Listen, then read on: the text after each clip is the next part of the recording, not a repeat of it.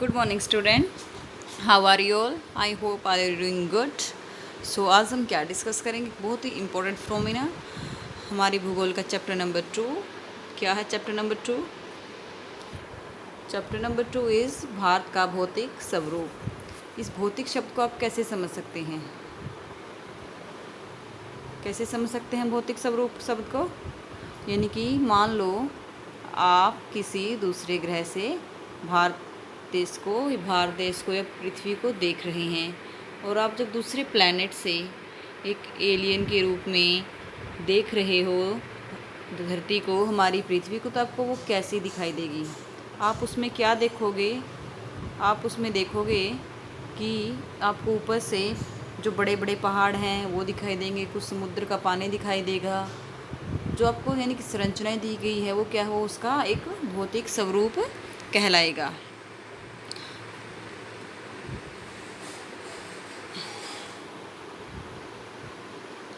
तो हम भारत की भौगोलिक आकृतियों को विभिन्न वर्गों में विभाजित कर सकते उसके भौगोलिक स्वरूप की तरह। जैसे अभी हमने क्या देखा था कि हम मान लो आप कोई एलियन हो और किसी दूसरे ग्रह से पृथ्वी को देख रहे हो, तो आपको क्या क्या आकृतियाँ दिखाई देगी। इसी तरह से उसी पृथ्वी का एक भाग है भारत।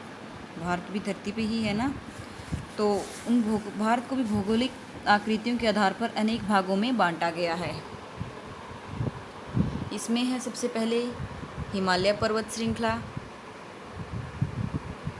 फर्स्ट ऑफ ऑल क्या है? हिमालय पर्वत श्रृंखला। दूसरा उत्तरी मैदान। हिमालय पर्वत श्रृंखला कौन सा है? ये जो ऊपर वाला हिस्सा आपको ब्राउन से कलर में दिख रहा है, इसको आप हिमालय पर्वत श्रृंखला। और उत्तरी मैदान ये जो ग्रीनिश एरिया है, ये उत्तरी मैदान। ये इधर भारतीय मरुस्थल जो नंबर 3 पर लिखा हुआ है। और नंबर 4 पर क्या है? प्रायद्वीपीय पठार। ये जो भारत के नीचे वाला हिस्सा आपको इधर से इधर तक दिखाई दे रहा है, ये क्या है? प्रायद्वीपीय पठार। नंबर 5 तटीय मैदान, यानी कि पश्चिमी घाट के जो इधर और ये इस तरफ जो ज़मीन है वो क्या है? तटीय मैदान। वो नंबर 6 पर है द्वीप समूह, यानी कि अंडमान निकोबार द्वीप समूह किसमें आएंगे? इस तरह भारत को उसकी भौगोलिक आकृतियों के आधार पर कितने भागों में बांटा गया है? 6 भागों में। अब इन 6 भागों को हम विस्तार से पढ़ने का प्रयत्न करेंगे। फर्स्ट है इसमें हिमालय पर्वत। हिमालय पर्वत की क्या क्या खासियत है? जैसे कि आप इस मैप में देख रहे हो, हिमालय पर्वत का विस्तार यहाँ जम्मू से लेकर और अरुणाचल प्रदेश तक फैला हुआ है। क्या बताया गया है कि हिमालय एक युवा और वलित पर्वत श्रृंखला है। युवा, आप कैसे, युवा से आप क्या समझते हैं? युवा यानी कि हिमालय का निर्माण हाल ही के वर्षों में हुआ, यानी कि इसको बने हुए बहुत ज़्यादा समय नहीं हुआ। और वलित पर्वत यानी कि फोल्ड माउंटेन्स, यानी कि मुड़ा हुआ भाग है। फोल्ड माउंटेन्स से आप कैसे समझेंगे हिमालय को? हम किसी भी उस संरचना को बोल सकते हैं जहाँ ऊंचे ऊंचे पहाड़ हो, तेज़ बहती हुई नदियाँ हो। तो ये सब खासियत किस में पाई जाती है? हिमालय पर्वत में। हिमालय की बहुत ऊंची ऊंची चोटियाँ हैं, और हिमालय विश्व के सबसे ऊंचे पर्वत शिखरों में से एक है। और क्या है हिमालय की में? बहुत सारी नदियाँ हैं जिनका बहाव बहुत तेज़ है। और हिमालय, इस तरह से आप हिमालय क्या है? एक युवा पर्वत श्रृंखला है। और इसी तरह से क्या है? फोल्ड मतलब मुड़ा हुआ है। जैसे कि जब प्लेट टेक्टोनिक से हमारे जो विश्व की 7 प्लेटें थी वो आपस में टकराई, तो जब उन टकराहट से क्या हुआ?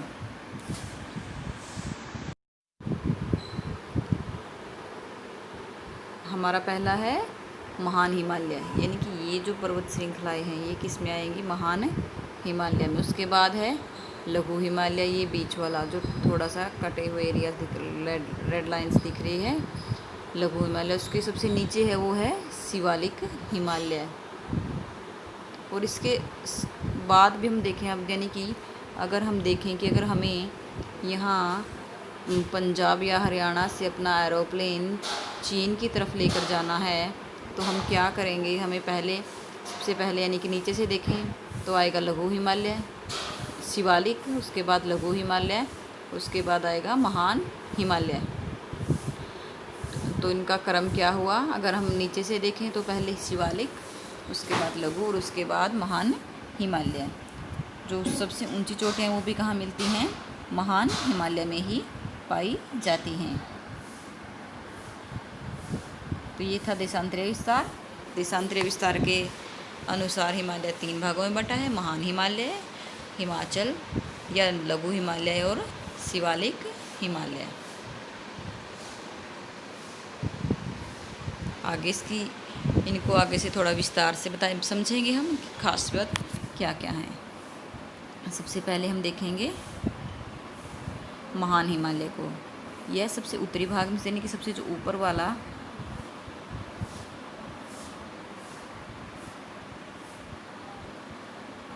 यानी कि जो सबसे हमने क्या देखा था, ये कुछ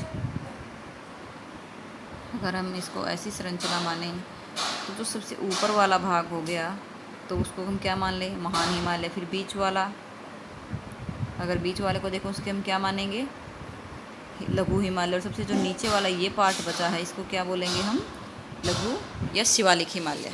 यानी कि तो सबसे पहले हम देखेंगे महान हिमालय सबसे उत्तर में, यानी कि सबसे ऊपर कौन सी दिशा होती है, उत्तर दिशा। यानी कि सबसे ऊपरी कौन सा है, महान हिमालय, या जिसको आंतरिक हिमालय हम बोलेंगे।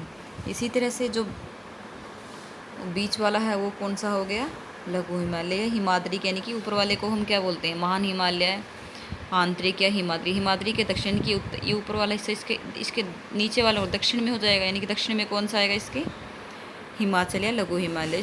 और हिमाचल लघु हिमालय के दक्षिण में कौन सी आएगी, शिवालिक श्रृंखला, यानी कि सबसे लास्ट है। आगे है जो महान हिमालय, इसकी चोटियाँ लगातार बढ़ रही हैं।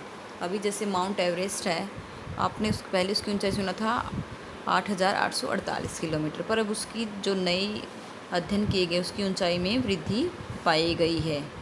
इसका मतलब क्या है, वो कंटिन्यूअस है, यानी कि वो श्रृंखला लगातार बढ़ रही है।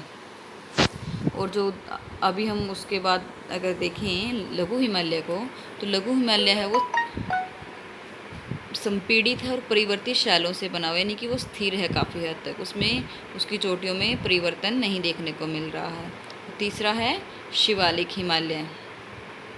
शिवालिक हिमालय कैसे बना है, जो नीचे वाला भाग है जहाँ पर जनसंख्या ज़्यादा निवास करती है, जो शिवालिक हिमालय है वह मुख्य हिमालय की नदियों द्वारा लाई गई मिट्टी के अवसादों से बना है। यानी कि जब हिमालय का निर्माण हुआ तो जब हिमालय का मान लो जो प्लेट टेक्टोनिक से जो प्लेटें टकराई, एक प्लेट इधर थी, एक जब ये प्लेटें आपस में टकराई तो क्या हुआ, जो बीच में से भाग उठ गया था, जो उठे हुए भाग से कुछ नीचे जगह भी खाली होगी, कुछ भाग ऊपर उठेगा तो नीचे खाई नुमा संरचना बनी। लाखों वर्षों में जो ऊपर पहाड़ों से नदियां बहती थी वो अपने साथ अवसाद लाती थी, और वो अवसाद कहाँ जमा हुए, नीचे। और फिर वो क्या बना, उत्तरी भाग या शिवालिक का क्षेत्र। इसी तरह जो महान हिमालय उसकी औसत ऊंचाई कितनी मापी गई है, 6,000 मीटर उसकी औसत ऊंचाई मानी गई है। और क्योंकि सबसे ऊंची चोटियां हैं यही हमें कहाँ देखने को मिलती हैं, महान या आंतरिक या हिमाद्री हिमालय में। और उसके बाद हम देखें लघु हिमालय में कितनी औसत ऊंचाई है, 3700 मीटर से 4500 मीटर। और शिवालिक की कितनी है, 10 से 50 या 900 से 1100 मीटर के बीच। यानी कि शिवालिक वाला जो एरिया है वो कम पहाड़ों वाला क्षेत्र है। महान हिमालय जो है ग्रेनाइट का बना हुआ है। हिमाचल या लघु हिमालय की क्या खास बात है, पीर पंजाल श्रृंखला जो सबसे लंबी है वह है और सबसे महत्वपूर्ण। यानी कि लघु हिमालय आपको क्या रखना है, पीर पंजाल श्रृंखला सबसे लंबी पर्वत श्रृंखला है। अभी हमने शिवालिक के बारे में पढ़ा ही था कि वो किससे बना है, जो महान हिमालय की नदियों द्वारा लाई गई मिट्टियों से मिलकर शिवालिक हिमालय का निर्माण हुआ है। जो महान हिमालय है वह हमेशा बर्फ़ से ढका रहता है। आपने देखा ही होगा कि ऊंचे ऊंचे पहाड़ों, ऊंची चोटियों पर हमेशा बर्फ़ से ढकी हुई रहती हैं। और दूसरा है लघु हिमालय। लघु हिमालय श्रृंखला में कश्मीर की घाटी और हिमाचल के कांगड़ा और कुल्लू घाटियाँ किसमें गिनी जाएंगी, लघु हिमालय से। मतलब अगर कोई आपसे प्रश्न करता है कि जो हिमाचल की कांगड़ा और कुल्लू घाटियाँ किस क्षेत्र में हैं, तो आप उनको फटाक से आंसर दे सकते हैं कि वो लघु हिमालय का भाग है। और निम्न हिमालय शिवालिक के बीच लंबोत घाटी को दून कहा जाता है, यानी वो सबसे नीचे वाला एरिया है। उसको क्या बोलेंगे हम? दून। आपने देहरादून का नाम सुना होगा, वो भी क्योंकि उन घाटियों, वो भी एक घाटी का ही क्षेत्र है, इसीलिए उसको भी क्या बोला है? देहरादून। आगे है हिमाचल। जो महान हिमालय की पर्वत, बहुत सी हिमानियों का प्रवाह होते हैं, यानी कि वहाँ बर्फ़ है तो वहाँ पर प्रवाह होगा ही। और जो लघु हिमालय पहाड़ी नगरों के लिए जाना जाता है। और शिवालिक के कुछ प्रसिद्ध दून है, जैसे कि अभी मैंने बताया था कि देहरादून, कोटलीदून और पाटलीदून। नेक्स्ट है, अभी हमने पढ़ा था हिमाचल के देशांतरीय विस्तार के आधार पर। क्या था? महान हिमालय, लघु हिमालय और शिवालिक। इसी तरह से हिमालय को पश्चिम से पूर्व दिशा तक विभिन्न नदियों के आधार पर भी बांटा गया है। उनमें पहला है पंजाब हिमालय, फिर कुमाऊं, नेपाल और असम हिमालय।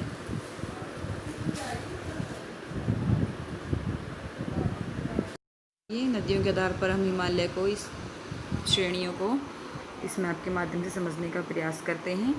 सतलुज से लेकर, सिंध से लेकर सतलुज के बीच का जो, सिंध नदी से लेकर सतलुज नदी के बीच का जो क्षेत्र, उसको हम क्या बोलते हैं? पंजाब हिमालय। और सतलुज से काली के बीच का जो क्षेत्र है, उसको क्या बोलेंगे हम? कुमाऊं हिमालय। और काली से तीस्ता के बीच का क्षेत्र है, उसको बोलेंगे नेपाल हिमालय। और तीस्ता से दिहांग के बीच के क्षेत्र को हम क्या बोलेंगे? असम हिमालय। इस तरह से हमने हिमालय का वर्गीकरण दो आधारों पर देखा। एक देशांतरीय आधार पर था महान हिमालय, आंतरिक या हिमाद्री, दूसरा लघु हिमालय और तीसरा शिवालिक। और दूसरा हमने देखा नदियों के आधार पर कैसे हिमालय को वर्गीकृत किया गया है, पंजाब हिमालय, कुमाऊं, नेपाल और असम हिमालय। उसके बाद हम भारत के भौगोलिक आकार को हमने जैसे 6 भागों में बांटा था। हमने हिमालय पर्वत को देखा, अभी हम उसमें क्या देखेंगे? उत्तरी मैदान को, हिमालय के जो नीचे विस्तार दिखाया गया था रूप। एक बार आप मैप को देखिए, ये देखिए, हमने अभी हिमाचल पर्वत, हिमालय पर्वत श्रेणी का पढ़ा। उसके बाद क्या था? उत्तरी मैदान। भारत की भौगोलिक संरचना में उत्तरी मैदान का क्षेत्र कौन सा है? ये जो आपको ग्रीन कलर में एरिया दिखाई दे रहा है, यानी कि जहाँ पर अच्छी खेती की जाती है, वो किस में आएगा? उत्तरी मैदान में काउंट किया जाएगा। तो चलिए अब हम उत्तरी मैदान को समझने का प्रयास करेंगे। क्या क्या खास बात है उत्तरी मैदान की? उत्तरी मैदान है जिसकी मुख्य बातें क्या क्या है? वह प्रमुख 3 नदी प्रणालियों से बना, यानी कि 3 नदियों से मिलकर बना है। जो मैंने कि उन नदियों ने जो मलबा इकट्ठा किया, अपने साथ बहा कर लेकर आई, वो धीरे धीरे जमा हुआ और लाखों करोड़ों वर्षों में उत्तरी मैदान का निर्माण हुआ। इसमें सिंधु, गंगा और ब्रह्मपुत्र इसकी सहायक नदियों ने किसका निर्माण किया? उत्तरी मैदान का। और यह मैदान कैसी मिट्टी से बना है? जलोढ़ मृदा से। और जो जलोढ़ मृदा है वह बहुत ही उपजाऊ मृदा है। और आप देख ही सकते हैं जो उत्तरी मैदान के क्षेत्र हैं, पंजाब, हरियाणा, यूपी, एमपी, बिहार, ये क्षेत्र बहुत ही उपजाऊ है, यानी क्योंकि इनका निर्माण किससे हुआ है? जलोढ़ मृदा से। और ये कितने क्षेत्रफल? तो 7 लाख वर्ग किलोमीटर क्षेत्र तक फैला हुआ है। 2400 किलोमीटर लंबाई है और 240 से 320 किलोमीटर चौड़ा है। और यहाँ सघन जनसंख्या वाला भौगोलिक क्षेत्र, सघन यानी कि बहुत ज़्यादा जनसंख्या यहाँ पर निवास करती है। क्यों? क्योंकि यहाँ पर आजीविका के साधन ज़्यादा है, भूमि उपजाऊ है, तो फसल भी अच्छी होती है। आप देख ही सकते हैं भारत की सबसे ज़्यादा जनसंख्या उत्तर प्रदेश यानी कि यूपी में निवास करती है। और यूपी किसका भाग है? उत्तरी मैदान का, क्योंकि यह एक समतल एरिया है, जलवायु अनुकूल है। उसके बाद है नदीय द्वीप। उत्तरी पर्वतों से आने वाली नदी निक्षेपण कार्य में लगी हुई, यानी कि अपने साथ, यानी कि अवसाद रहते उससे क्या छोटे छोटे द्वीप भी बन जाते हैं नदियों के बीच में। ब्रह्मपुत्र नदी में स्थित माजुली जो द्वीप है वह विश्व का सबसे बड़ा द्वीप है जहाँ लोगों का निवास है। द्वीप से हम क्या समझ सकते हैं? जैसे कि मान लो एक नदी ऊपर से गिर रही है और उसने क्या किया, उसका पानी आ रहा है, पर धीरे धीरे क्या हुआ, किसी जगह पर मान लो कुछ जो ऊपर से उसने मलबा लेके आई, रेत, मिट्टी, कंकड़, उससे क्या हुआ, यह वो धीरे धीरे यहाँ जमा हो गई और कुछ भाग पानी से ऊपर उठ गया। तो उसको हम क्या, ये जो उठा हुआ भाग है इतना नदी के पानी के पास, इसको हम क्या बोलेंगे? द्वीप। तो विश्व का सबसे बड़ा द्वीप कौन सा है? माजुली द्वीप। और यह कौन सी नदी पर स्थित है? ब्रह्मपुत्र नदी में स्थित है और यहाँ लोगों का निवास भी है। नदी वितरिकाएं। नदी वितरिकाओं से हम क्या समझ सकते हैं कि जब नदियाँ ऊपरी भाग से नीचे आती हैं तो अपने साथ, अभी हमने समझा था कि बहुत सारा मलबा लेके आती हैं। तो जब यह मलबा मान लो ऊपर से ये ऊंचाई से नीचे आती है, जो मलबा मान लो यहाँ इकट्ठा कर दिया, तो क्या होगा? अब नदी इस मलबे के अंदर से जाने में कठिनाई महसूस करेगी, तो अपना मार्ग बदलेगी। यहाँ से निकल सकती है या ऐसे सीधा थोड़ी निकल पाएगी, उसका मार्ग थोड़ा सा परिवर्तित हो जाएगा और उस परिवर्तित मार्ग को ही बोलते हैं वितरिकाएं, यानी कि नदी का वितरण हो गया, यानी कि नदी बट गई। ठीक है, इसके आगे है दोआब। दोआब का क्या अर्थ है? दो नदियों के बीच का भाग। पंजाब, इसी तरह से पंजाब यानी कि पांच आब, यानी कि जहाँ पर पांच नदियाँ आपस में मिल रही हैं। दोआब क्या है? एक बहुत ही उपजाऊ क्षेत्र होता है, क्योंकि जब आपने अभी देखा कि नदियाँ अपने साथ क्या लाती है? अवसाद, मिट्टी लाती है। वो मिट्टी क्या होती है? बहुत ही उपजाऊ होती है। इसी तरह से उत्तरी मैदान को भी हम अलग अलग भागों में देखेंगे। इनका वर्गीकरण किया गया है। सबसे पहले है पंजाब का मैदान। जो पंजाब का मैदान है वो कौन सी नदियों से बना? सिंधु और इसकी सहायक नदियों झेलम, चेनाब, व्यास और सतलुज। और ये नदियाँ कहाँ से निकलती हैं? हिमालय पर्वत से। इस मैदान का बहुत बड़ा भाग पाकिस्तान में ही स्थित है। आपने सुना होगा पंजाब पाकिस्तान में है और एक है भारत में। इनकी जो पंजाब का ज़्यादा क्षेत्र है वो कहाँ है? पाकिस्तान में स्थित है। इस मैदान में दोआबों की संख्या बहुत ज़्यादा है। दोआबों के यानी कि दो नदियों के बीच का क्षेत्र। आगे है गंगा का मैदान। गंगा का मैदान किस नदियों के बीच फैला हुआ? घग्गर और तीस्ता नदी के बीच। यह उत्तरी भारत के राज्यों हरियाणा, दिल्ली, उत्तर प्रदेश, बिहार, झारखंड और कुछ भाग इसका पश्चिम बंगाल तक फैला हुआ। गंगा का मैदान का विस्तार किन भागों तक है? हरियाणा, दिल्ली, उत्तर प्रदेश, बिहार, झारखंड और पश्चिम बंगाल के कुछ भाग। और पंजाब हिमालय पंजाब में फैला हुआ है। तीसरा इसका भाग है ब्रह्मपुत्र का मैदान। ब्रह्मपुत्र का मैदान कहाँ? ब्रह्मपुत्र नदी असम राज्य में इसका फैलाव है। असम कहाँ है? भारत का पूर्वी क्षेत्र। और उसके बाद हम देखेंगे आकृतिक भिन्नता के आधार पर उत्तरी, यानी कि आकार के आधार पर कि वो दिखाई कैसे देता है, उनकी खासियत क्या है, उसको भी हम आगे उत्तरी मैदानों को चार भागों में बांटा गया है। इसमें सबसे पहले है भाबर, तराई, भांगर और खादर। भाबर से हम क्या समझते हैं? जबकि हमने अभी देखा था कोई नदी ऊपरी ऊंचाई से जब नीचे गिरती है तो अपने साथ कंकड़, पत्थर और अवसाद लाती है और इन अवसादों से भाबर का निर्माण होता है, यानी कि जहाँ ये अवसाद जमा हुए जो ज़मीन तैयार उसको क्या बोलेंगे हम? भाबर। उसके आगे दूसरा है तराई। भाबर के नीचे वाला जो भाग है, यानी कि ऊपर से जब नदी आई, भाबर यानी कि जो नदी ऊपर से ऊंचाई से गिरी थी वो अपने साथ अवसाद लाई और यहाँ वो अवसाद इकट्ठा हो गए, तो ये कौन सा मैदान बना? भाबर। और फिर क्या होगा कि ये नदी इधर से अपना मार्ग, अब यहाँ से तो निकलेगी नहीं, मान लो इसने अपना मार्ग यहाँ से बना लिया, तो यहाँ जो मैदान बनेगा, यानी कि यहाँ जब ये नदियाँ बहेगी तो वहाँ दलदली क्षेत्र होगा, क्योंकि पानी की उपस्थिति ज़्यादा है, तो इसको हम क्या बोलेंगे? तराई का क्षेत्र। तीसरा है भांगर। भांगर है जो यह पुरानी मिट्टी, जलोढ़ मिट्टी होने के कारण कम उपजाऊ होता है। और इसके आगे है खादर। खादर है जो ये बहुत ज़्यादा उपजाऊ होता है, क्योंकि यहाँ हर साल नदियाँ नई मिट्टी को लेकर आती हैं और नई मिट्टी में क्या होता है? बहुत सारे पोषक तत्व विद्यमान होते हैं, लेकिन उनको अभी तक कंज्यूम नहीं किया होता है। तो सबसे जो उपजाऊ भाग है वो क्या है? खादर। तो इस तरह से हमने देखा कि आकृति के आधार पर उत्तरी मैदान को हमने चार भागों में देखा: भाबर, तराई, भांगर और खादर।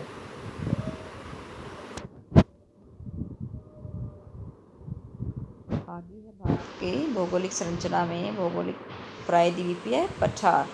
प्रायद्वीपीय पठार जो ये येलो वाला भाग आप देख रहे हैं, अभी आपने देखा था, ये तो ऊपर था, हिमालय पर्वत हम पढ़ चुके हैं। उसके बाद हमने क्या देखा, भारत का उत्तरी मैदान। उत्तरी मैदान को किन किन आधारों पर बांटा गया। उसके बाद क्या था, प्रायद्वीपीय भाग। ये जो पीले वाला क्षेत्र आपको दिखाई दे रहा है, इसको क्या बोलेंगे हम, प्रायद्वीपीय पठारी भाग।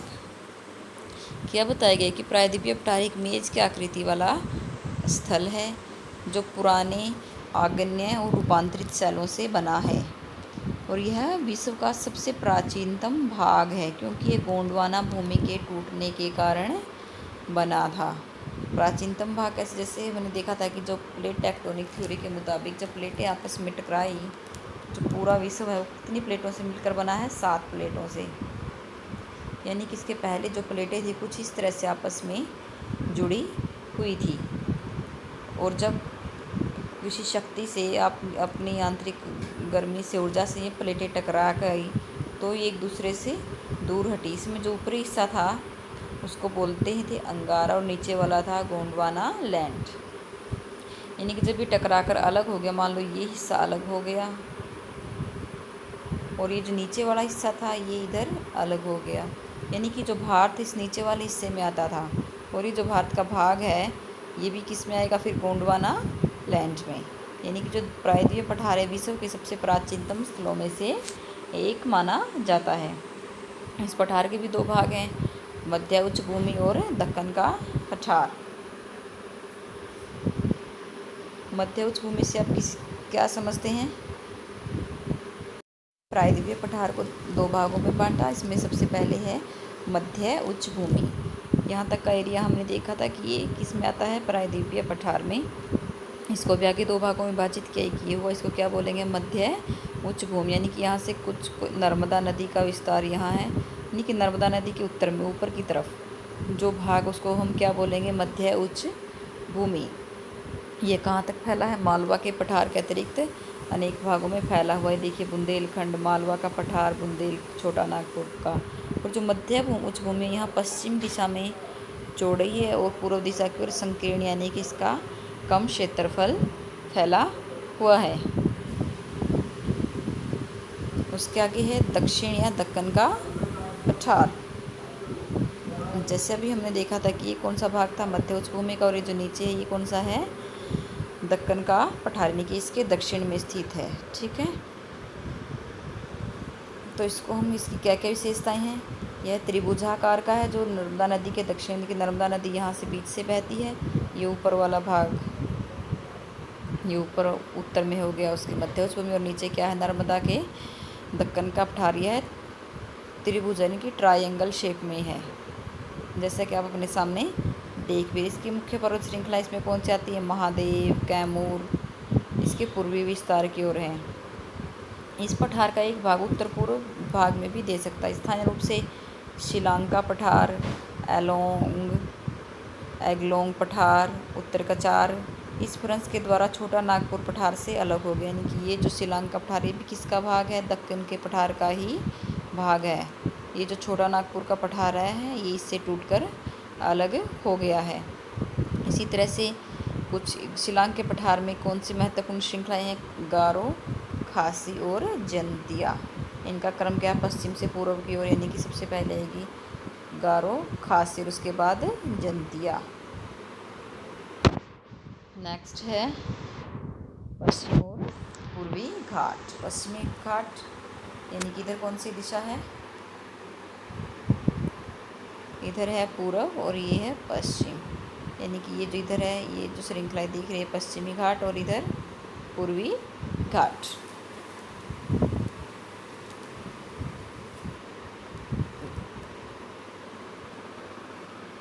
नेक्स्ट इज पश्चिम और पूर्वी घाट की क्या क्या विशेषताएं हैं। अभी क्या बताया कि जो पश्चिमी घाट है जो पश्चिमी तट के समानांतर है। कैसे, जैसे कि हमने देखा था कि ये भारत का नीचे वाला हिस्सा, इसको हम क्या बोल रहे थे, इधर पश्चिमी घाट, और यानी कि ये जो जगह है इसके समान है, इसी लंबवत आकार में ये भी फैला हुआ है। और इसी तरह से पूर्वी घाट भी पूर्वी तट के समानांतर है। यह जो घाटी है कन्याकुमारी के भी स्थित है। जो पश्चिमी घाट है ये लगातार फैला हुआ है, यानी कि इसमें कटाव बीच में रुकाव नहीं, अवरोध नहीं है, सिर्फ इसको हम दर्रों के माध्यम से ही स्थान से निकल सकते हैं। पश्चिमी घाट पूर्वी घाट की अपेक्षा ऊंचा है, यानी कि इसकी ऊंचाई ज़्यादा है और ये थोड़ा सा नीचा है, आपको देख भी सकते हैं। जो पश्चिमी घाट है इसके मुख्य शिखर कौन से? अनाईमुड़ी और डोडा बेटा। और पश्चिमी घाट में पर्वतीय वर्षा ज़्यादा होती है। और इसके विपरीत अगर हम पूर्वी घाट की विशेषताएं तो देखें, इसमें क्या है, यह सतत नहीं है, यानी कि अनियमित है, कटा फटा हुआ है।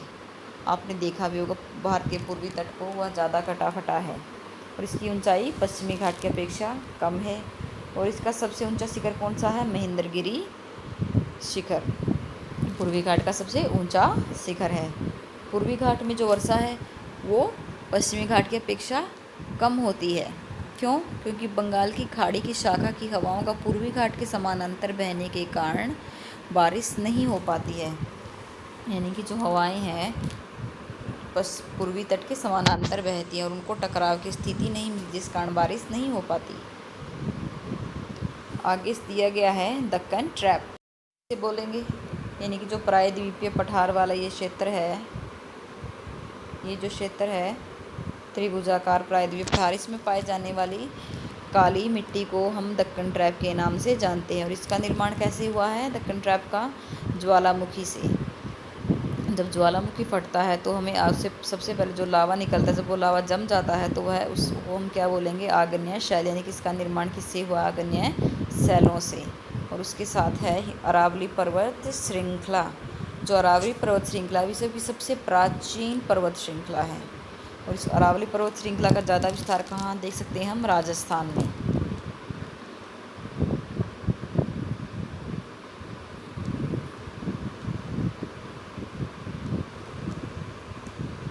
और उसके बाद हम क्या देखेंगे? उसके बाद है मरुस्थल। अरावली पर्वत श्रृंखला उसी के सहारे थार का मरुस्थल स्थित है। थार का मरुस्थल कहाँ है? राजस्थान में। और यहाँ प्रतिवर्ष कितनी बार से 150 सेंटीमीटर मिलीमीटर से भी कम बारिश होती है। और यहाँ जलवायु कैसी है? शुष्क, क्योंकि बारिश नहीं होती तो स्वाभाविक सी बात है कि जलवायु कैसी होगी? शुष्क। आगे एक शब्द दिया गया है बरकान। बरकान का मतलब है अर्धचंद्राकार टीले, बालू के टीले को बरकान कहते हैं। जैसे आप चित्र में देखते हैं यहाँ पर एक चंद्राकार आकृति बनी हुई है, इसको क्या बोला गया है? बरकान। मैदान, हमने जब भारत को विभिन्न भौगोलिक स्थितियों में बांटा था तो उसमें प्रायद्वीपीय पठार के बाद एक और भाग में विभाजित किया गया था, उसको क्या बोला गया था? तटीय मैदान। यानी कि पश्चिमी घाट के सहारे ये जो एरिया फैला हुई पश्चिमी घाट था, यहाँ पूर्वी घाट इधर पश्चिमी घाट, और इनके साथ ही जो थोड़ी ज़मीन मिलती है इसको हम क्या बोलते हैं? तटीय मैदान, यानी कि तट के किनारे बने हुए हैं। आगे क्या क्या? पश्चिमी में अरब सागर से लेकर पूर्व में बंगाल की खाड़ी की, इधर क्या है? अरब सागर, और इधर क्या है? बंगाल की खाड़ी। इसको दो भागों में बांटा गया है। उत्तरी भाग में क्या बोलेंगे? कोंकण, यानी कि मुंबई और गोवा के बीच में जो स्थित है, यानी कि हम देखें तो उत्तरी भाग किसको बोलेंगे? गोवा और मुंबई के बीच स्थित को क्या बोलते हैं? कोंकण तट। और इसके मध्य इधर से जो महाराष्ट्र से कर्नाटक उसको कन्नड़ तट, और जो कर्नाटक से केरल तक उसको क्या बोलते हैं? मालाबार तट। और इसी तरह से पूर्वी घाट के जो तटीय क्षेत्र है उसका भी विभाजन किया गया है। जो ये वाला हिस्सा इसको क्या बोलते हैं? उत्तरी सरकार तट। और जिसके नीचे जो बचा हुआ इसको क्या बोलते हैं? कोरोमंडल तट।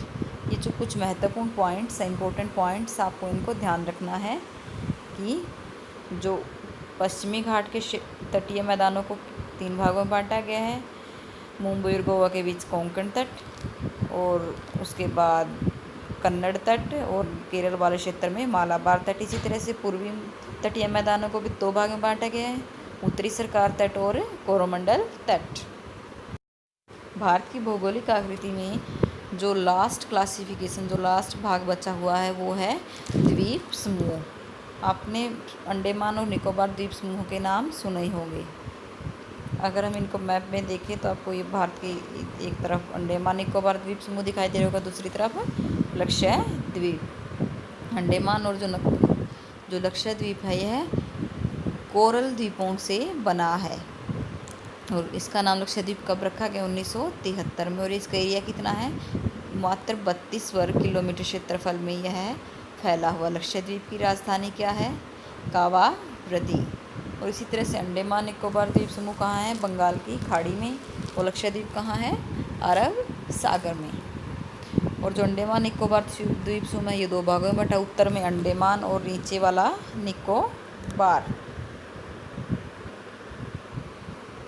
ये देखिए, ये है अंडमान द्वीप समूह बंगाल की खाड़ी में, इधर है लक्षद्वीप द्वीप समूह अरब सागर में।